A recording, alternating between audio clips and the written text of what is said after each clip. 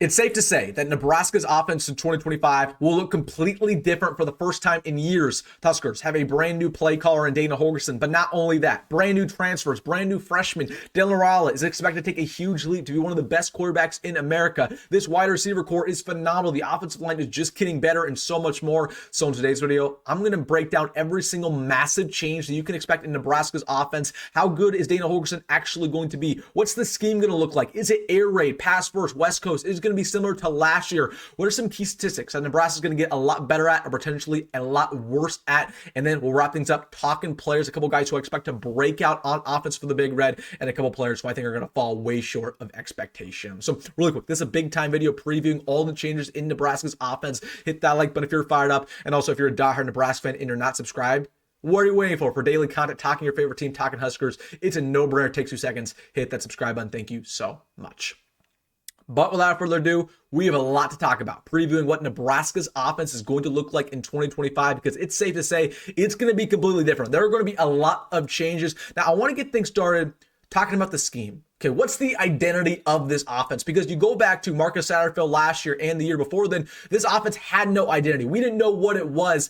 That changed with Dana Holgorsen. So I think there's 2 misconceptions on what this offense is actually going to look like. Now, number one, people think that it's going to be very similar to last year. It's going to be more of a pro-style offense, shotgun.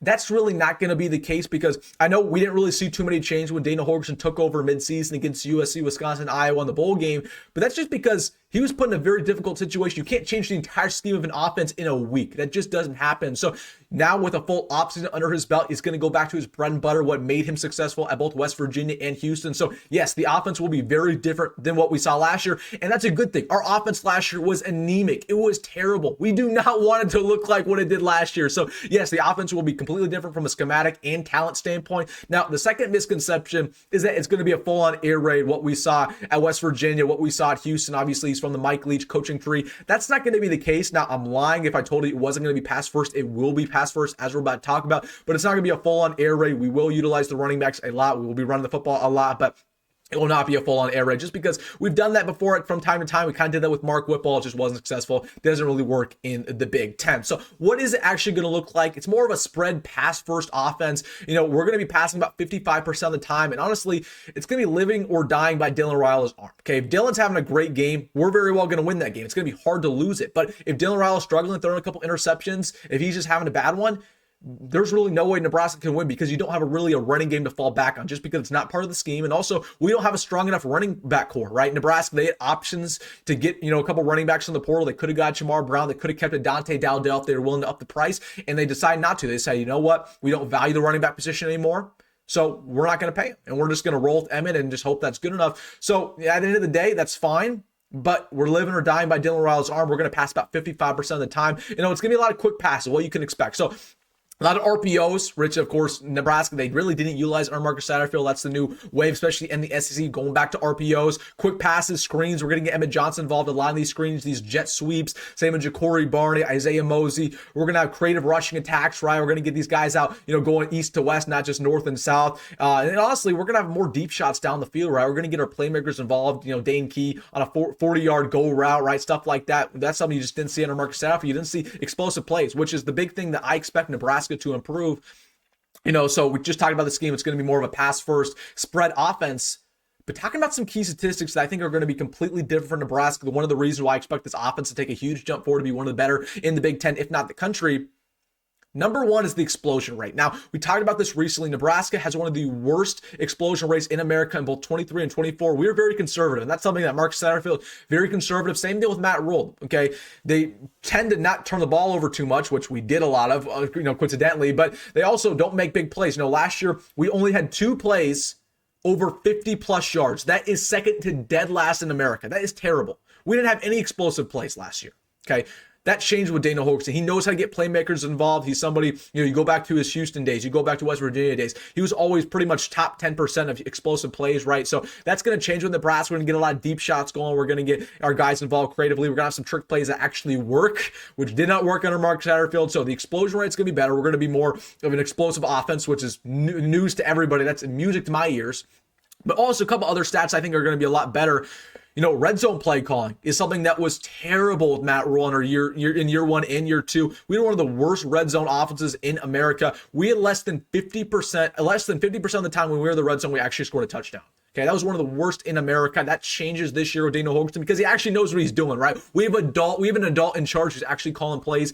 Marcus Satterfield, one of the worst play callers in America. Dana Holgorsen's been doing this for a very long time. He knows how to get in the end zone a couple times. So listen, we're gonna have a veteran play caller who's creative, who's willing to change, but he knows how to score touchdowns. So the red zone play calling is gonna get a lot better. Okay, we don't really have to rely on the kicker as much because we're actually getting touchdowns rather than settling for 3. The explosive play is gonna get a lot better. But not only that, okay, we're going to be a lot more aggressive on 4th downs, which is something that Nebraska, historically, we just haven't done. Whether that was Scott Frost, Mike Riley, even Matt Rhule. Again, we've been just too conservative for too long. That changed with Dana Holgorsen. He's more of a go-go head coach. Like, we got to go score now, right? We got to be aggressive. So we really never go for it on 4th downs. Last year, we were one of the worst 4th down conversion rates in America. It was 40%. Again, terrible, just terrible rate. It felt like on late downs, we can never get a key conversion. So the best teams, honestly, in America, whether it's Oregon, whether it's Ohio State, they find ways to keep the change moving. So listen, Houston, you go back to Houston days when Dana Holgorsen was head coach over there, they were always top 20 in 4th down completion percentage.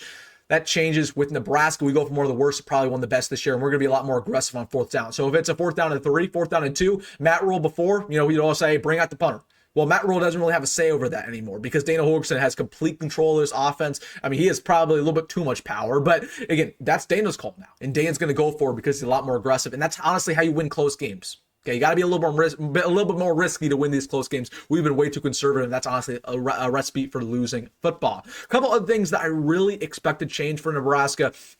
We're getting our best players to football for the first time in a long time because it feels like, you go back to last year even, but, in the Scott Frost era as well, we'd have really talented players on offense who just weren't getting enough touches. Jamal Banks last year was somebody who was really talented, and it wasn't his fault that he didn't get involved. It was the coaching staff. They did not know how to utilize him. Marcus Satterfield didn't know how to utilize him, and then guess what? Dana Holgorsen comes in here, at the very end and finally uses Jamal Banks the way he should, and he has a great game against Boston College, played well against Wisconsin as well. So, listen, Dana Holgorsen knows how to get his guys involved, which means Jacory Barnes is going to have a huge year. Isaiah Mozee, he's moving him to running back to be kind of a Wandale type figure, right? He's going to be put all over the field. Dane Key's going to have probably the best year of his career. So he just knows how to get all of his best players involved. And that also means for Emmett Johnson, right? Emmett Johnson will get still a bunch of carries, but Emmett's going to be very involved in the passing game, in the screen department, right? In the pass pro department. So just they know, in Dana Holgorsen, he knows how to get his best players involved. That wasn't the case of Marcus Satterfield, funny enough. The only player Marcus Satterfield knew how to actually get involved was Jacory Barney. And the only way they did that was really on jet sweeps and these little, dink and dunk plays, right?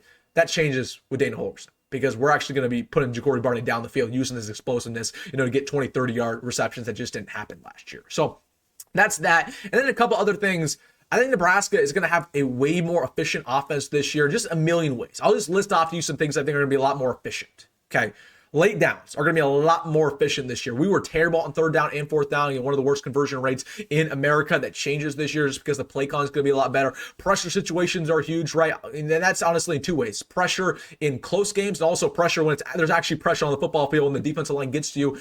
Whenever there's pressure, we're actually going to take advantage of that. We're going to be a lot more efficient, whether it's actually having pressure on the football field, quarterbacks getting down, or in a clutch situation where it's going to be good under pressure situations. Less turnovers is something that we've been preaching all spring ball. Dylan Raiola can't throw as many interceptions as he did last year at 11. That was unacceptable. We can't put the ball on the deck as much as we did last year. So we're going to have a lot less turnovers. We're going to be a team based on physicality. These wide receivers are going to be blocking at a high level, which didn't happen last year. The offensive line is going to continue to be physical. The running backs are going to be physical. So a lot of that. And then last but not least, I think the thing that's honestly, this will sell me on Dana Holgorsen. If we improve this will completely sell me that he's the guy. If Nebraska can fix their penalty issue. Because once again, last year 1 with Matt Rhule, he preaches all the time, discipline, this, that, and the third. That's great. But it doesn't show up on the football field. Because once again, last year, Nebraska, they were one of the most penalized team in the country. And also Husker fans will say, oh, the Big Ten refs have it out to get us. I just don't buy that. I think that's a victim mentality. No, the Big Ten refs they aren't out to get us. They aren't saying before the game, oh, we got to call some more penalties on Nebraska. I agree there's been some absurd stats in the past that, holding penalties aren't called against Nebraska, but that Nebraska gets called for a bunch of holding penalties. But at the same time, we're just undisciplined. And it's more ways to one. It's not just holding penalties, it's offsides. It's 12 men on the field. It's all these pass interferences where we're just way too physical for no reason. Okay. It's just a fact that Nebraska, for whatever reason, have a lot of penalty issues on both offense and defense. That changes with Dana Holgorsen. I can't speak for the defense, but I can speak for the offense. We're going to have a lot less penalties than what we've had in the past. So that's talking about the schematics, what it's going to look like, and just talking about some breakout players. I think this receiver core is going to be absolutely dynamic. Of course, you feel good about the top three, Hunter, Key, and Barney, but the depth is great there too with Isaiah Mozee, Janiran Bonner, somebody the coaching staff continues to hype up, Demitrius Bell, Jaden Doss had a really strong spring ball. You got Cortez Mills, Jeremiah Jones in there. So this receiver core, I expect to just absolutely bolster and be the best it's been in a long time. You know, Janiran Bonner, somebody I'm looking out for. It's a lot to prove this year. Like this guy, he needs to step up. Because coaching staff, they talk a lot about him. Obviously, there are some concerns with the running back core, but if Emmett Johnson can stay healthy, really doesn't matter just because we aren't going to be utilizing the running backs as much. You know, they're still going to be utilized in the passing game and obviously in the pass pro, but not actually running the football. So I just need Emmett Johnson to stay healthy. If he gets hurt, we're in a bad spot. And then Dylan Raiola, kind of, you know, the offense, how good it actually can be long term, all depends on Dylan Raiola. Because if Dylan Raiola lives up to expectations, it could be a top 10 offense. But if Dylan Raiola falls short of expectations, maybe he's not even top 20, you know, make some of the same mistakes he did last year, we're looking at potentially only 6-7 wins, maybe even 5 if, you know, everything really falls apart on the defense side of the football. So it really all depends on Dylan.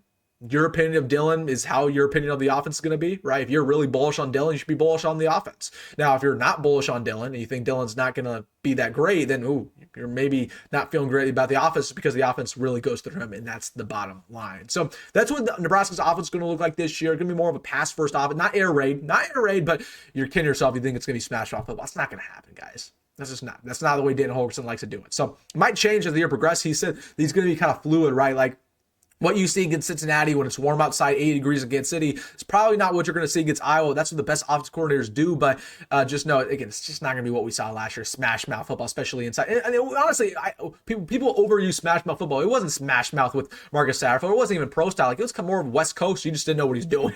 The play calling was so bad. So, all right, guys, let me know your thoughts down below about everything. Hey, if you made this far on the video, you know what to do. Hit that like button and subscribe. As always, folks, go Mount Roll, and I'll see you in the next one.